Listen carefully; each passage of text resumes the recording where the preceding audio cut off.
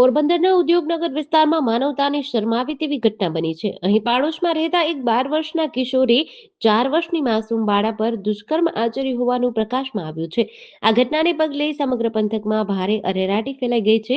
મળતી માહિતી મુજબ આ શરમજનક કિસ્સો ઉદ્યોગનગર પોલીસ મથકની હદમાં આવતા એક રહેણાંક વિસ્તારમાં બન્યો હતો. ભોગ બનનાર 4 વર્ષની બાળકી તેના ઘર પાસે હતી ત્યારે પાડોશમાં રહેલા 12 વર્ષના કિશોરે તેને પોતાની હવસનો શિકાર બનાવી હતી. બાળકીની તબિયત લથડતા અને પરિવારને જાણ થતાં આ મામલો પોલીસ સુધી પહોંચ્યો હતો. ઘટનાની ગંભીરતાને ધ્યાનમાં લઈ ઉદ્યોગનગર પોલીસે તાત્કાલિક ધોરણે ગુનો નોંધી આગળની કાર્યવાહી હાથ ધરી છે. પોલીસે સંબંધિત કલમો હેઠળ ગુનો દાખલ કર્યો છે. બાળકીની તાત્કાલિક સારવાર અને મેડિકલ તપાસ માટે હોસ્પિટલમાં ખસેડવામાં આવી છે. આરોપી કિશોર વયનો હોવાથી પોલીસ દ્વારા જુવેનાઇલ જસ્ટિસ એક્ટ મુજબ નિયમો અનુસાર કાર્યવાહી કરવામાં આવી છે. વડોદરા નજીક મહીસાગર નદી પર આવેલ કોટના બીચ પર આજે નહાવા ગયેલા 9 વ્યક્તિઓમાંથી 2 વ્યક્તિના ડૂબી જવાથી મોત થયા છે. આ ઘટનામાં નંદેસરી પોલીસ અને ફાયરની ટીમે રેસ્ક્યુ કરી 2 મૃતદેહોને બહાર કાઢ્યા છે. ઘટનાને પગલે સમગ્ર વિસ્તારમાં અફરાતફરી મચી ગઈ હતી. નંદેસરી પોલીસ અને ફાયર વિભાગે તાત્કાલિક ઘટના સ્થળે પહોંચીને મૃતદેહોને બહાર કાઢ્યા હતા અને તેને પીએમ માટે ગોત્રી હોસ્પિટલે ખસેડી વધુ તપાસ હાથ ધરી છે. મૃતકોની ઓળખ જય સુબોધ જોબલે અને કૃષ્ણ વિજય રાજપૂત તરીકે થઈ છે. બંને વડોદરા વિસ્તારના વતની હોવાનું જાણવા મળ્યું છે. કોટના બીચ પર નહાવા માટે 9 વ્યક્તિઓનું જૂથ પહોંચ્યું હતું. ત્યાં અચાનક પાણીમાં ડૂબવાની ઘટના બની હતી, જેમાં 2 વ્યક્તિઓના જીવ ગયા છે, જ્યારે અન્ય 7 વ્યક્તિઓને સ્થાનિક લોકો અને રેસ્ક્યુ ટીમે બચાવી લીધા છે. પશ્ચિમ બંગાળ, આસામ, તમિલનાડુ, કેરળ અને પુડુચેરીમાં યોજાયેલી વિધાનસભા ચૂંટણીના પરિણામો સોમવારે જાહેર થયા. બંગાળના ઇતિહાસમાં પહેલીવાર ભાજપની સરકાર બનવા જઈ રહી છે. ભાજપના પ્રદેશ પ્રમુખ સમીક ભટ્ટાચાર્યના જણાવ્યા અનુસાર નવી સરકારનો શપથ ગ્રહણ સમારોહ 9 મેના રોજ યોજાશે. આજે દિવસે રવિન્દ્રનાથ ટાગોરની 165મી જન્મ જયંતિ છે. બંગાળી કેલેન્ડર મુજબ આ તારીખ 25મી વૈશાખના રોજ આવે છે, જે સામાન્ય રીતે મે મહિનામાં બીજા અઠવાડિયામાં આવે છે.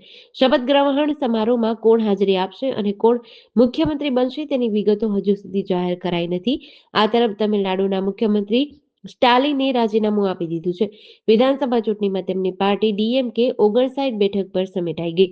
આ દરમિયાન ભાજપના સુવેન્દુ અધિકારી આજે સાંજે નવા ચૂંટાયેલા ધારાસભ્યો સાથે દિલ્હી પહોંચશે, જ્યાં તેઓ પાર્ટીના સિનિયર નેતાઓ સાથે મુલાકાત કરશે. રાજકોટમાં રેપિડોમાં ઓટો ચલાવતા રિક્ષા ચાલકોને કંપની તરફથી અપાતા પ્રતિ કિલોમીટરના ભાડામાં ₹3નો ઘટાડો કરી દેવાતા રિક્ષા ચાલકોમાં રોષ ફેલાયો છે. રાજકોટમાં 300 જેટલા રિક્ષા ચાલકોએ આજે રેલી યોજી પ્રતિ કિલોમીટર ₹15 ચૂકવવા માંગ કરી છે. જો કંપની દ્વારા માંગ સ્વીકારવામાં નહીં આવે તો રાજકોટમાં રેપિડોનું કામ બંધ કરી દેવાની ચીમકી ઉચ્ચારી છે. રાજકોટમાં રેપિડોમાં ચાલતી ઓટોના ચાલકોને કંપની તરફથી પ્રતિ કિલોમીટર ₹15ની ચૂકવણી કરવામાં આવતી હતી, પરંતુ કોઈ કારણસર કંપની દ્વારા પ્રતિ કિલોમીટરના ભાડામાં ₹3નો ઘટાડો કરી ₹12 ચૂકવવાની શરૂઆત કરતા રિક્ષા ચાલકોમાં નારાજગી ફેલાઈ છે. આજે 300 જેટલા રિક્ષા ચાલકોએ રાજકોટમાં રેલી યોજી વિરોધ કર્યો હતો. રિક્ષા ચાલક કેતન વોરાએ જણાવ્યું કે અત્યારે અમે શાસ્ત્રી મેદાનમાં બધા ડ્રાઈવરો ભેગા થયા છીએ. અમારી એક જ માંગ છે કે ભાવ વધારો કરવામાં આવે. દાહોદ, અરવલ્લી અને મહીસાગરમાં આજે 5 મે વહેલી સવારથી જ વાતાવરણમાં પલટો આવ્યો છે. હવામાન વિભાગની આગાહી મુજબ જિલ્લાના વિવિધ વિસ્તારોમાં કમોસમી વરસાદ વરસ્યો હતો. બીજી તરફ રાજ્યના મુખ્ય શહેરો જેવા કે અમદાવાદ, રાજકોટ અને ગાંધીનગરમાં કાળઝાળ ગરમીનો પ્રકોપ યથાવત છે, જ્યાં ગરમીનો પારો 40 ડિગ્રીને પાર કરવાનું અનુમાન છે. રાજ્યમાં ક્યાંક વરસાદી માહોલ, ક્યાંક અસહ્ય ગરમી એમ બેવડી ઋતુનો અનુભવ થઈ રહ્યો છે. ત્યારે રાજ્યમાં નાગરિકોને કાળઝાળ ગરમીમાંથી આંશિક રાહત મળી છે. છેલ્લા 24 કલાકમાં તાપમાનમાં 1 થી 2 ડિગ્રીનો ઘટાડો નોંધાયો છે. મોટા ભાગના શહેરમાં તાપમાન 40 ડિગ્રી કરતા નીચે પહોંચી ગયું છે, તો હજુ પણ 5 શહેરમાં ગરમીનો પારો 40 ડિગ્રીને પાર નોંધાયો છે. સાયક્લોનિક સર્ક્યુલેશન સહિત 3 જેટલી સિસ્ટમ સક્રિય થતા પવનની દિશા બદલાઈ અને વાતાવરણમાં પલટો આવ્યો. યુએઈના ફુજેરાહમાં ઓઇલ પોર્ટ પર થયેલા હુમલાને લઈને ભારતે નારાજગી વ્યક્ત કરી છે. સરકારે કહ્યું કે 3 ભારતીયોનું ઘાયલ થવું ખોટું છે અને તેને સ્વીકારી શકાય નહીં.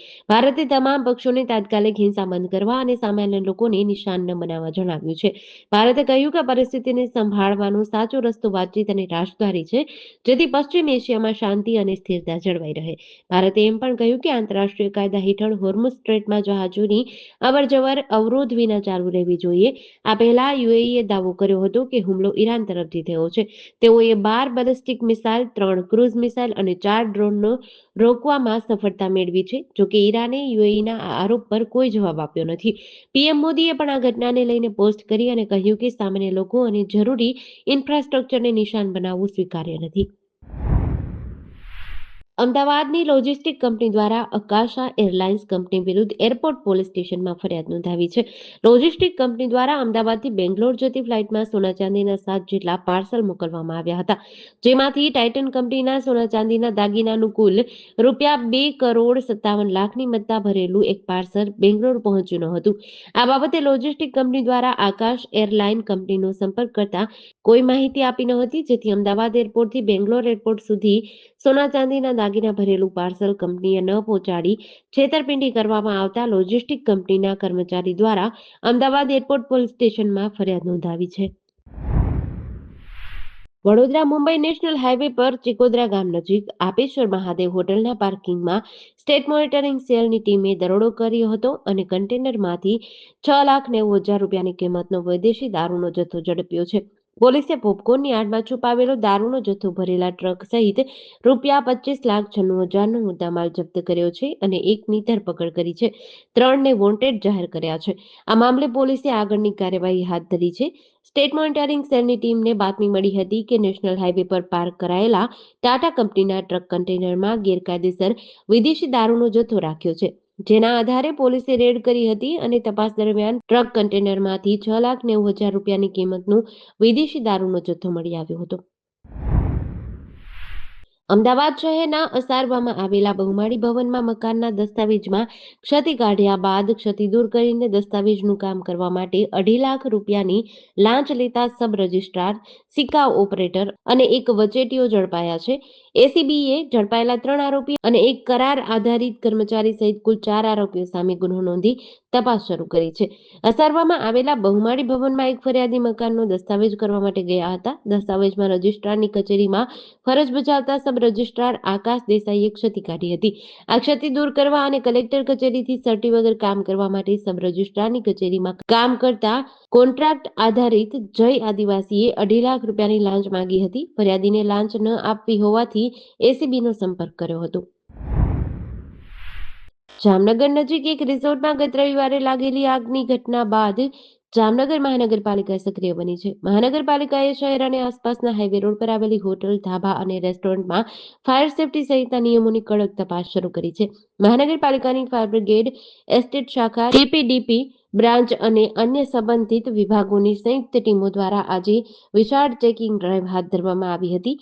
અંદાજે 15 અધિકારીઓ અને સ્ટાફની ટુકડી દ્વારા હાઈવે વિસ્તારમાં આવેલી એકમોની તપાસ કરાઈ રહી છે. આ ચેકિંગ દરમિયાન ઠેવા ચોકડી નજીક આવેલી હાઈવે હોટલ, રેસ્ટોરન્ટ, ધાબાએ જામનગરીમાં ફાયર સેફટી સર્ટિફિકેટ અને બાંધકામની જરૂરી મંજૂરી જેવા કોઈ દસ્તાવેજ મળ્યા ન હતા. નિયમોના ભંગ બદલ આ એકમને તાત્કાલિક અસરથી સીલ કર્યું હતું. ફાયર વિભાગના અધિકારી અનવર ગજ્જણે જણાવ્યું હતું કે આ કાર્યવાહી આગામી દિવસોમાં પણ ચાલુ રહેશે.